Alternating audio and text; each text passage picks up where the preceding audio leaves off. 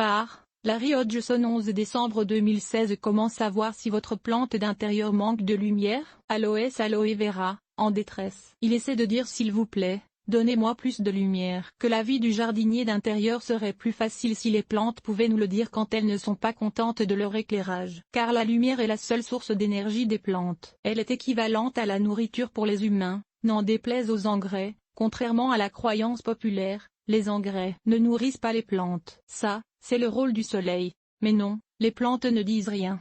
Ou plutôt, elles essaient de le dire, mais nous ne comprenons pas toujours le message. Voici les symptômes classiques d'un manque de lumière. La plante s'étiole, c'est-à-dire que les nouvelles feuilles sont pas les plus espacées sur la tige. Les pétioles aussi s'allongent et le limbe de la feuille est plus petite. Au Québec, on dit qu'elle pousse en orgueil. La plante penche nettement dans la direction de la source de lumière. Les feuilles inférieures jaunissent et tombent. La plante arrête de pousser ou pousse plus lentement qu'elle ne devrait. La floraison est absente ou anormalement faible. Les racines ou la base de la plante pourrissent, car, sans lumière adéquate, la plante est incapable d'absorber l'eau correctement. Dès que vous remarquez un ou plusieurs de ces symptômes, transportez votre plante à un emplacement mieux éclairé, une fenêtre plein sud, un éclairage artificiel, etc. Cactus sérieusement étiolé. Pire l'hiver. Notez bien que ce problème se trouve accéléré par les jours courts de l'hiver. Dès que les journées commencent à rallonger, soit à partir de la fin de février ou début de mars dans l'hémisphère nord, le problème se corrigera dans bien des cas. Mais il n'est jamais une mauvaise chose de donner aux plantes un maximum de lumière pendant les mois d'hiver en les plaçant devant la fenêtre la plus ensoleillée possible ou sous un éclairage artificiel.